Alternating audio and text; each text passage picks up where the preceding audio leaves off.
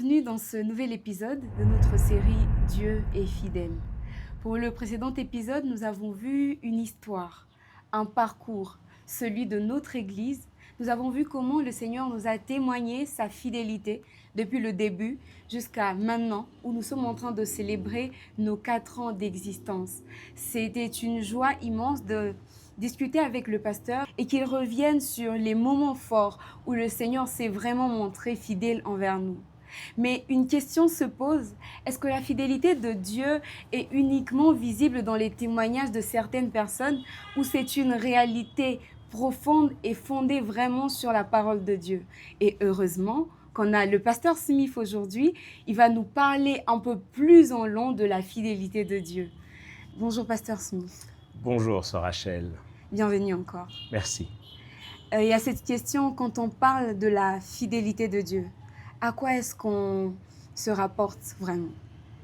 Lorsqu'on parle de la fidélité de Dieu, on se rapporte premièrement à une des attributs immuables et personnels du Seigneur. On se rapporte au fait que Dieu est capable non seulement d'adresser des promesses, mais il est capable de les accomplir, et c'est là quel que soit le temps et les circonstances par lesquelles la personne qui a reçu cette promesse peut passer. Et bibliquement, que signifie la fidélité de Dieu? Bibliquement, l'apôtre Paul déjà en parle dans 1 Corinthiens, le chapitre 1er, le verset 9. Il introduit en disant « Dieu est fidèle ». La fidélité de Dieu se rapporte, comme je l'ai dit tantôt, à cette qualité qui définit son être même. Dieu est fidèle.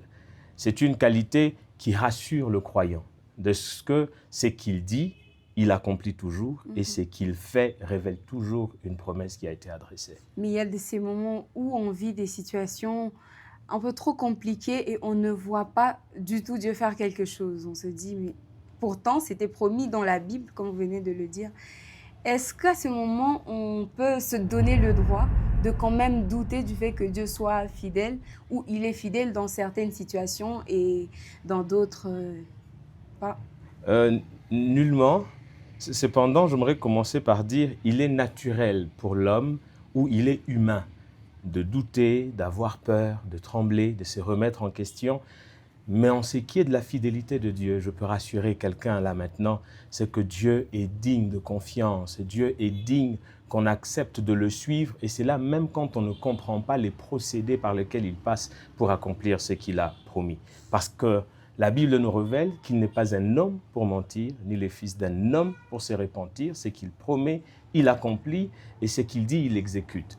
Un peu comme pour dire à un frère qui nous suit là maintenant, que lorsqu'on traverse des moments difficiles, il est important de ne pas se tromper entre les méthodes par lesquelles le Seigneur passe pour accomplir ce qu'il a promis et sa nature. Il dit même quand l'homme est infidèle, lui reste fidèle parce qu'il ne peut se régner lui-même. Un peu pour résumer, il ne suffit pas de lire les temps et les circonstances pour dire si oui ou non Dieu est fidèle. Il faut ou il est important de se référer à sa parole et sa parole est infaillible. Et oui, c'est une vérité, mais comment rester aligné avec cette vérité lorsque les circonstances ne nous donnent pas du tout cette alternative, où tout est compliqué, mais on connaît la vérité en soi, mais comment rester aligné avec elle? Je pense qu'une des meilleures attitudes, ce serait celle de Joseph, celle de Daniel, celle d'Abraham, qui, en dépit de ce par quoi ces personnages de la Bible que nous aimons et que nous respectons, et qui sont même très prêchés dans nos églises, une des attitudes que ces personnages ont dû à entretenir dans leur marche avec le Seigneur, c'est de garder la foi. Ah oui, la foi. Cette ferme assurance en ce qu'on espère et une démonstration de choses qu'on ne voit pas. Sans la foi, il est impossible d'être agréable à Dieu. Le Seigneur me disait une fois que ma fidélité se révèle dans la vie de ceux qui persévèrent. Persévérer dans la foi, persévérer dans l'attente et persévérer dans l'espérance ou dans la conviction que ce que Dieu a dit, il le fera. Et vous venez justement de parler de l'attente. Alors dans cette attente, quels sont les pièges que les enfants de Dieu peuvent éviter au moment où ils attendent et qu'ils croient déjà que Dieu est fidèle? Le premier piège, comme vous le dites, c'est d'étendre son oreille au premier venu, Vous savez, après que le Seigneur vous ait adressé des promesses, il y a cet engouement de savoir que le Seigneur m'a adressé des grandes promesses, que je suis voué à une grande destinée. Cependant, le temps voudra nous parler, les circonstances voudront nous parler, et même les hommes voudront nous parler. Il peut même arriver que des hommes bien intentionnés, qui nous aiment, nous donnent des conseils qui nous éloignent malheureusement de la conviction selon laquelle, quel que soit ce par quoi je passe maintenant, ce que Dieu a dit arrivera. Mais j'aimerais aussi dire à une personne qui nous suit, un homme de Dieu m'a une fois appris que la meilleure expression de l'attente, je dirais patienter, c'est attendre en priant. Il est important que lorsqu'on s'attend à vivre la fidélité de Dieu, de l'attendre en prière. Car Jésus dit, veillez et priez afin que vous ne tombiez pas dans la tentation. La tentation de croire que Dieu m'a menti, la tentation de croire que Dieu ne fera pas ce qu'il a promis, la tentation de douter de sa fiabilité et même la tentation de prêter attention à ce que les gens pourront bien nous dire et même les circonstances. Il y a le piège de la peur, il y a le piège du doute, mais aussi le piège de la déviation.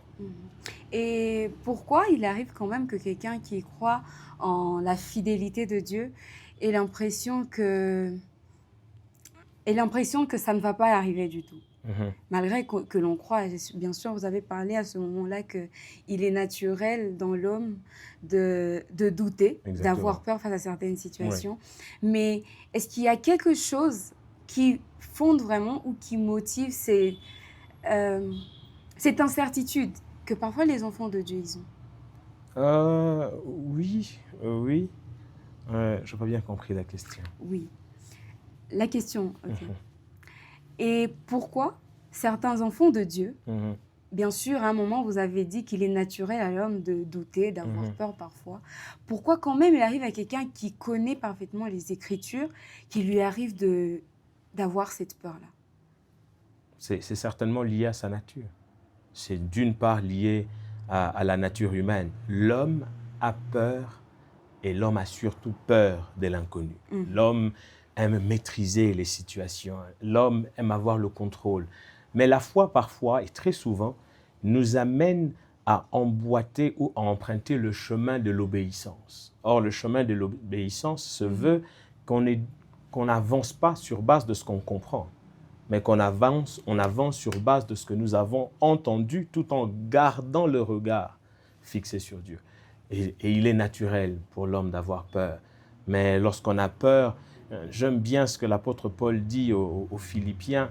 Je suis persuadé que celui qui a commencé avec vous cette bonne œuvre la rendra parfaite. Oui. Et je disais que notre prière à tous est que le Seigneur rende vraiment cette œuvre parfaite.